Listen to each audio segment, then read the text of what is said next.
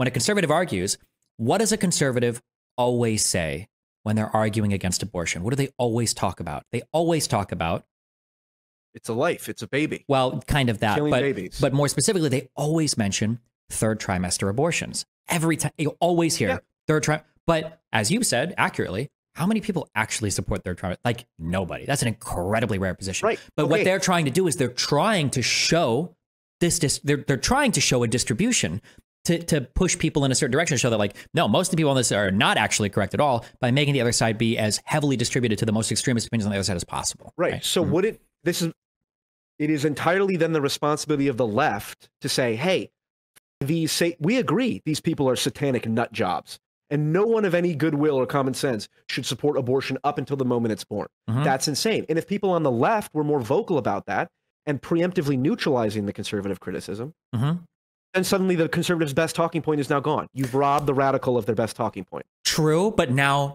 look at what happens then, and this is where you, play your dastardly role, all right? The far left and the far right, are bad, and we need to have some intellectual negotiated position in the middle. Well, because the far left wants to be, good, and we need to do what we need to do to disavow our crazies, well, now we've disavowed those people. Well, now who's there? Here's your new spectrum. Well, now what's the center? Because the far right is never disavowing their crazies, ever. So now you're like, well, fuck. Well, now the negotiated middle position. Okay, right there, hold on. Yeah, right go. There. Yep, go. You said the far right the right's never going to disabuse their crazies. Yes. I disagree with that. I think that there's examples. Well, first off, it depends on who we're talking about. But you're right. It is the obligation of. Okay, well, hold on. Two things. First off, it is the obligation of, when I say the left, I mean both. The biggest barrier to the interests of the good left and the good right is their own crazies mucking up their own, I don't know, platform or positions or whatever, right? I believe there's a lot of moral criticism and necessary criticism of Israel that should be made. There is nothing that gets in the way of making that case than a bunch of autistic Zoomer Nazis who hide in their basement and can't get a girlfriend and then blame it on, the real thing is because it's the Jews. And they're like sitting in their Cheeto dust. It's like those people become, oh, look, hey, anyone who criticizes Israel, you don't want to end up like these people. And so now the valid criticisms that could otherwise have been levied against Israel have now been diminished because of these autistic Zoomer Nazis. I understand what you're saying. Same thing with the pro-Hamas left. I understand what you're saying, but if you disavow your figures and the other side won't disavow theirs, that's an advantage to you, because my point is the far right. The point I just made. It's not an advantage to you. You're in a losing position. This is hence the unhinged rhetoric. This is the whole firefighter thing, right? Is that because then what happens is I have to discount a bunch of people that must be far left because even the center left is disavowing them. But then when I turn to the right, there's a whole range of reasonable opinion, even if I would consider some of these opinions obviously needing to be disavowed. Okay. If you want, we could run through a ton of examples, but I think this is like very evident. Hold on, let's stick with the abortion one. Yeah, sure. I think her name is Sister Cindy. I am here to do some good old-fashioned slut shaming. Yeah! You don't want your parents to know that you've been getting down and dirty. Those people do more to undermine the pro-life argument than anyone else, because everyone's like, look, I don't really care that much about whatever the topic is, abortion or otherwise, but like, these people are clearly weird human beings. Most of their epistemics are intuitive, and if someone is weird, this is why the J.D. Vance weird thing is, I guess we'll see how effective it is, but in principle it could be effective, is because if you associate the character flaws and psychological flaws with people who have a certain position, that's a great way to make sure that people don't want to get near that position. How many people don't want to criticize Israel precisely because it is true that a lot of the people who criticize Israel are a bunch of freaks? It's like, if those freaks didn't exist, then you'd be able to make the case that you want to make much easier. And your point about now it's 99% abortion is legal for first trimester, but now there's a lot of people saying we should lock up, or we should ban contraception. That's the most extreme one. Ban condoms. Condoms should be illegal. If I were on the left, I'd be like, hey, let's platform as many Republicans saying we should ban condoms as possible, because people can see that and go, that's insane. Now, if if you believe that the average person is able to hear that and go, oh, maybe we should ban condoms or something like that. Well, that's fine. Then we have just different presumptions about the world because I have a lot more faith. I mean, like this is, I'm appealing from a charismatic person. Yeah, I'm appealing so much to perception and anecdote here. And maybe we have different perceptions here. I don't know if we could, if either of us could prove this on the spot. But like, when I think of abortion debates and a policy debate between two lawmakers or two big figures, here's what I'm thinking. This is always going to happen in the debate. Somebody on the right is invariably going to say, you need to disavow third trimester abortions. Why would anybody do this? You need to. I saw Pete Buttigieg had to wrestle with this. Everybody always brings up third trimester, right? And it's like, okay, fine. I do it. I disavow. That's horrible. I agree. It's bad. Okay. All right. And then when you say, do you disavow people that want to fucking ban contraception for teenagers? Do you want to disavow people that want to ban Plan B? Well, teaching contraception in school is actually really bad, and Plan B, sometimes it can affect the hormones, and it's like, there's never, ever an equivalent disavowal, and it never hurts them.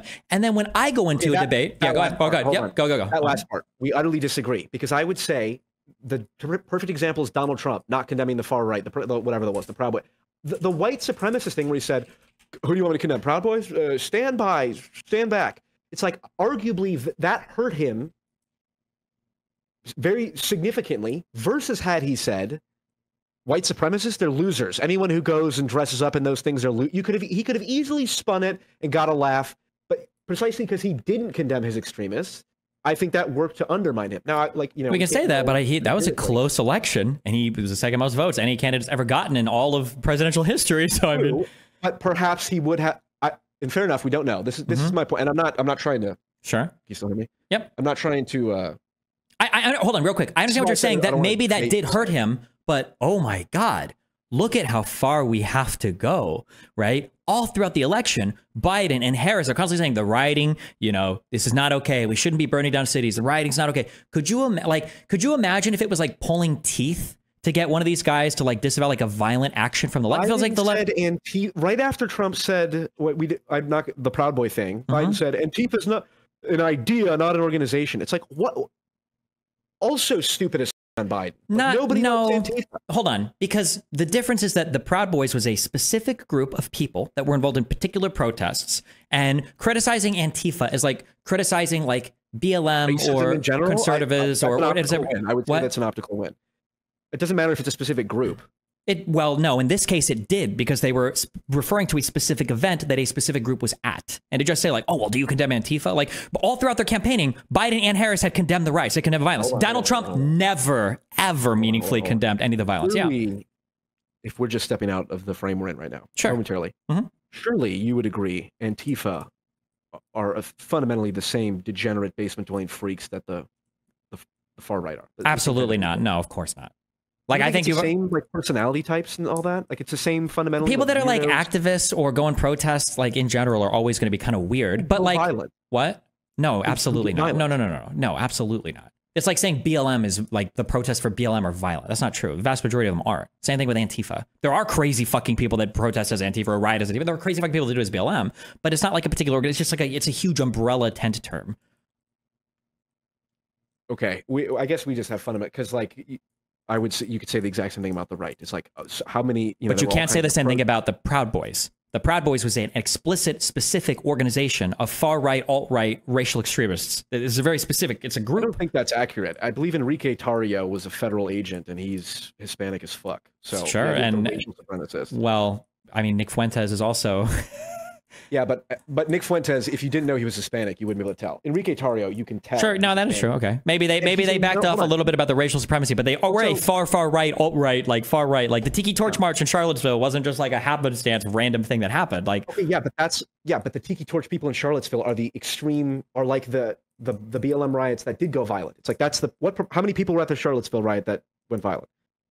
Several thousand. It's not about who went violent. It's about like if there was an organization. How many people held tiki torches? I don't know how many, but I know that if there was an organization that staged a demonstration, and that organization was staging a demonstration with things saying like, go I don't know, like go Hamas or whatever. I would say that like for instance, right now, here's what I would say, right? I would not say that college protesters, leftist protesters in the United States are evil, horrible people. But if you could show me an organization that organized a march, they were saying like they were pro Houthis and I would say whatever org that is, these are evil people. I don't care if only 10% of you are doing it. That's your organization. You're doing this. Yeah. Right. Yeah. But Antifa and BLM are like, bro, they're not like, it's not like a particular thing, right? Okay. I guess because I think we're getting... Sure. We're just comparing perceptions right now. And I'm not, that's okay. not...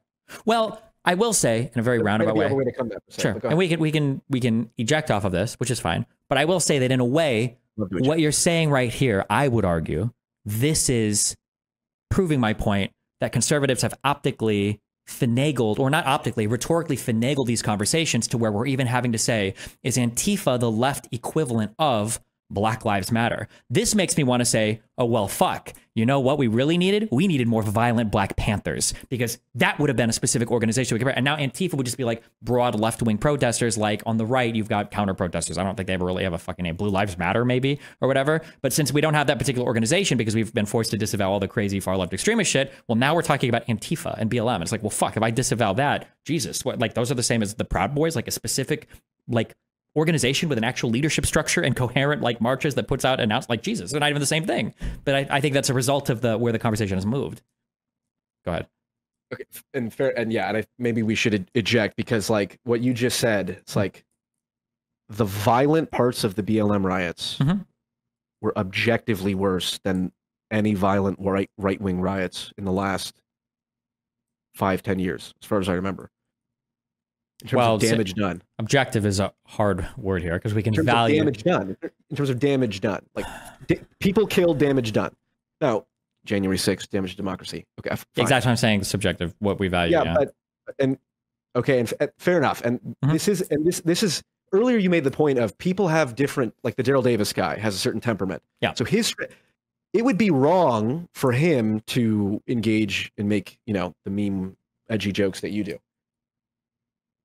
Well, I wouldn't say it's wrong, but like he has his strategy and it's effective and it works for him. Well, it would be wrong from a practical perspective. Like, that's not his style. Sure. Yeah, correct. Yeah, it doesn't comport with his style. It's a League of Legends stuff. It's like you don't build AD genre, right? Maybe you don't, loser. You should. Yeah. Well, actually, maybe that is a bad example. I haven't played in a while. I've seen your Nunu and your ObGG, so careful. Actually, the only champion I've ever gotten a pentakill with in a ranked team was Nunu. Yeah. Ever. That's because I play Warwick top and Volibear top, and I don't get past triple kills on that. But I had a 60% win rate and a 4.0 KDA on Volibear top. This was like season 6 with like 200 games. High platinum. This is before they added Emerald. Okay. Which case, listen, I don't want to get canceled for what I would say about Riot Games and League of Legends. Okay. That's fair. Yeah, this is the point about different temperaments doing different things. It's like our temperaments make us good. Our kits make us more adaptable to certain strategies. Sure. I would say our personalities also determine what our perceptions are. To some extent, yeah. Like, again, my intuition, and talking to you, I'm obviously more right-wing than you. And when I talk to Andrew Wilson, I'm more left-wing than him. Whatever. It's like, certainly, compared to you, my perceptions are just much more right-wing of like the damage done to communities and lives from the Black Lives Matter riots is astronomically more significant so far than the January 6th damage. Now, you could say in history, 50 years from now, we look back in history and January 6th, because we didn't properly arrest everyone and King Trump took over and killed everyone. It's like, okay, fine. Sure. And that's certainly, I'm not ruling that out. My intuition says that's wrong. And the Black Lives Matter riots did much more material damage to the most vulnerable people in society. Sure. And it's just a matter of perceptual difference there. Well, I don't disagree with you there. Go ahead. Yeah, I don't disagree with that. Materially, it would be almost impossible to argue with you. I'm just saying that the Proud Boys is an organization with hierarchy and structure, okay, that we can point to and look at leadership, messaging, organized plans or whatever. Yeah. And Antifa and BLM are just like large movements. Like if that's not an important, if anything, that distinction makes it like less relevant to, because, well, The problem is that worse that it's not a specific organization. The problem is that when one is brought up in the context of the other, there is an equivalency created in the mind of the listener, and I think intentionally done in the mind of the speaker, in order to make these two things seem like one another. So if, for instance, we could say, and I would say, I think that being a Proud Boy is not good.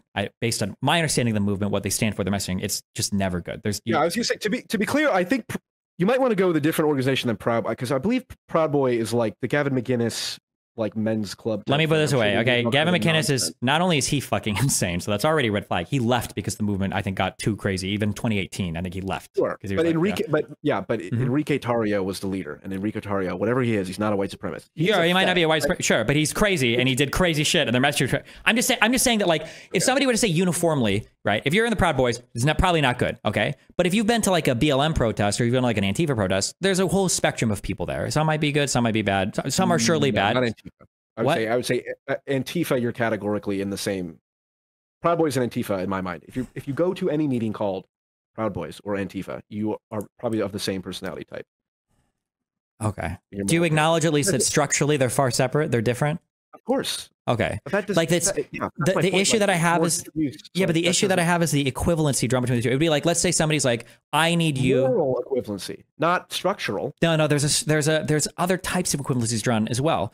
Let's say that I'm having a conversation with somebody and I'm like, I want you to I want you to disavow. I need you to tell me you do criticize like Hitler's actions or something, right? Like you do think that like the death camps were bad or whatever, right? And somebody's like, I'll agree to that if you can admit that Harris and Biden continued the border camps for children that you said they were going to end. I'm never ever agreeing with that. Even if I agree with the proposition that they should have ended this particular policy, I'm not gonna make my agreement on that contingent on your agreement that Hitler's death camps were bad, because it's not just the moral equivalency. There's another type of ontological equalization happening there that I think the viewer is thinking. And I feel like, well, like I would say, I understand you disagree, but I would say even for you that like, yeah, Antifa and the Proud Boys, they're both like organizations that have bad people. It's like, they're definitely bad Antifa protesters. I don't like people generally if you call yourself Antifa, but it is fundamentally a different thing. Even if most of them are bad, it's fundamentally a different thing. Yeah, but okay, that's but okay. Let's eject momentarily, because the broader point is